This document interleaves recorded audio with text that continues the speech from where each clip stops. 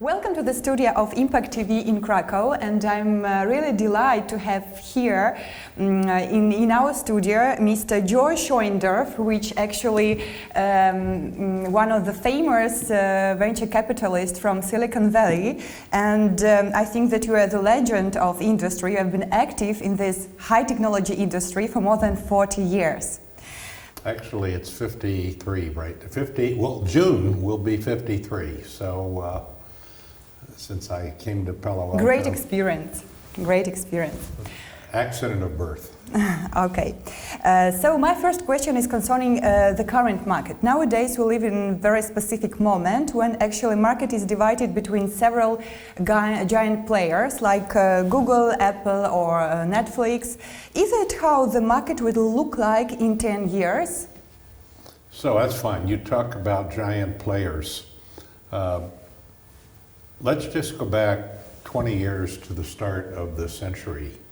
Apple, Steve Jobs had just come back, and I think when he came back, Apple had maybe 3 or 4 months cash in the bank. Mm-hmm. In 2000, Mark Zuckerberg was still 5 years away from forming Facebook. Sergey and Larry were probably still at Stanford and just getting Google off the ground. Amazon was still selling books. Yeah. Microsoft was being sued in Europe for antitrust violations, and Windows was beginning to run out of steam.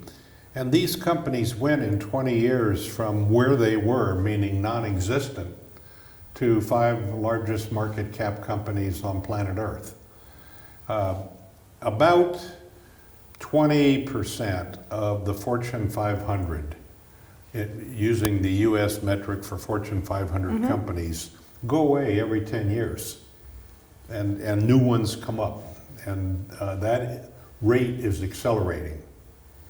And so we are going to have, in 10 years, I'm not going to tell you that the big 5 will go away, but I'm going to tell you there will be 5 more that we don't know whose name they are today. My job is to figure out that while they're still small. Would it be so kind to predict actually what kind of new business models will appear and be on the list of top most influential companies in 10 years?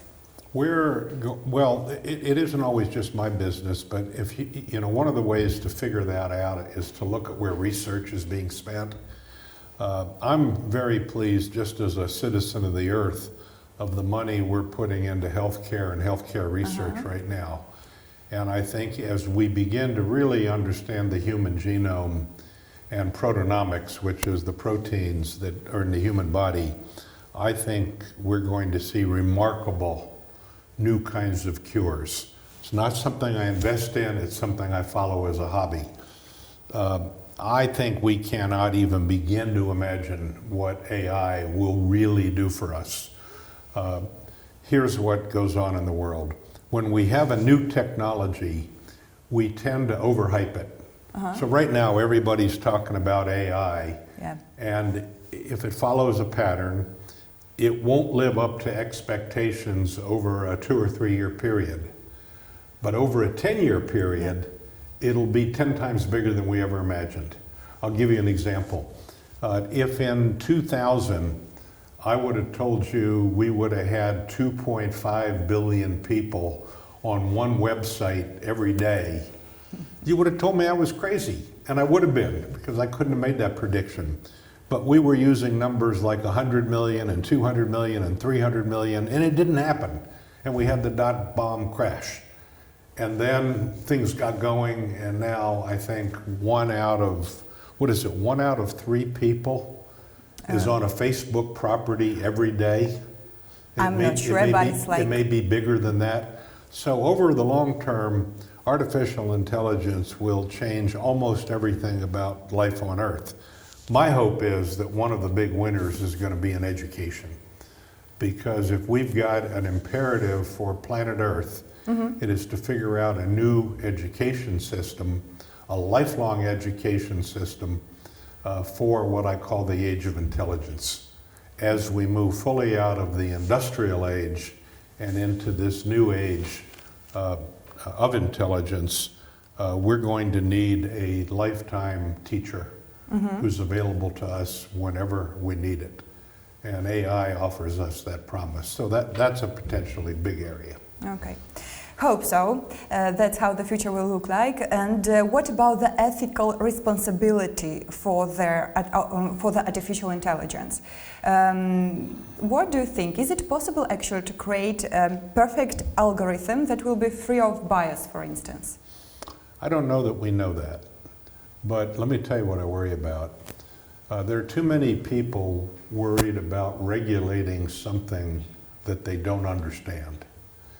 And I will tell you from my life in Silicon Valley that regulation is the mortal enemy of innovation. So be careful. You're talking about RODA, I think, I'm yes? talking about just people who in government think they are worried about something and they make a rule without understanding the consequences of what the rule are. I'll tell you a story, and I think it's an important one to answer your question. In 2008, Mayor Giuliani was running for president of the United States. He came to Silicon Valley. A group of us met with him, and we had lunch. And we all decided beforehand, I think John Chambers might have been there, Craig Barrett, who ran Intel, was there. We decided Craig would speak for the group. The mayor comes in, thanks us all, and said, okay, if I get elected president of the United States, what do you want the government to do for you in Silicon Valley? Barrett answered the question perfectly. He said, Mr. Mayor, we need two things. Number one, the day you get elected, we need you to get rid of Sarbanes-Oxley. It was a law that was designed for big companies, and it really placed a great burden on startups. We explained it to him. He said, hey, okay, that's a good idea. I can do that. What's the second thing you want us to do? Barrett said to him, we'd like you to go home and not ever try to help us again and promise never to come back. And I think Giuliani thought we were making a joke and waited for us to laugh. And Barrett said, no, nobody in Washington understands what we need. And if you sit there and think you do, you will mostly only hurt us. Let us run our business. We're mostly an ethical group of people. And if we run into problems, then let's figure out how to correct it. But sitting here in advance and making up a bunch of rules and regulations ain't going to help anybody. Okay, so you see that that is the way, that is the proper attitude, for example, Polish government to behavior within this also technology innovative landscape?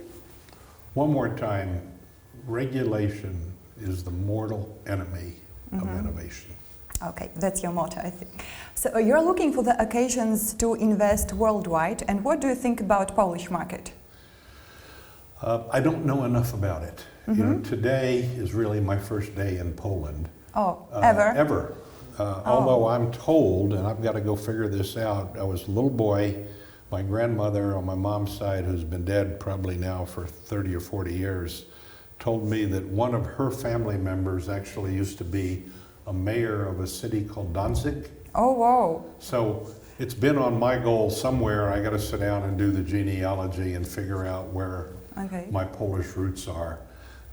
But I just don't know enough about the Polish market to tell you. The fact that you're doing this conference here and the energy that I feel just being here this morning tells me I need to pay attention and there's something going on. Okay. How do you like Krakow? I've been here for 12 hours and I'm going to be here another 24 and I'm going to be up and about almost the whole time. I'm excited to be here. I really am. But do you think that that is a good destination for, I don't know, weekend tourism? Well, one of the, there's a couple of things that are kind of major requirements for startups. People ask me all the time, what makes Silicon Valley successful? And I've thought about it to the point where there's one thing that tops everything else. It's our tolerance for risk. If you start a company in Silicon Valley and fail, you have not failed for life. You failed for that company. It's very American attitude, actually, that it's not widespread here in Europe. But without that attitude, you will not be successful as a startup, because what we do is we start hundreds of companies, and the good ones survive. And the bad ones, the ones that don't work, the people learn a lesson, what didn't work, and then that company closes, and then those people go to work for another company having learned what didn't work. You know, I tell all my companies that when I'm on a board, I say, look, make a mistake. It's okay. That's how you learn. Just don't make the same mistake twice, because that's also one of our secrets. Okay. So rapid learning, rapid failure is better than slow failure. Okay. And the ability of the society to say, hey, this didn't work. Look at Google X.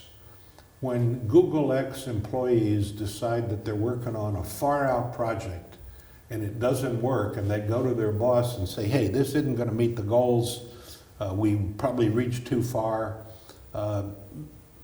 oftentimes that team is given a bonus for recognizing that they've hit a wall, and they're all reassigned to another project. And that culture of failure, tolerance for failure, and moving rapidly, learning fast, is a secret that if you want to be a dominant startup, you've got to embrace. I don't know any other model. Okay. Thank you very much for the conversation. I was very pleased to have you here. Okay, thank you. Likewise. Take care.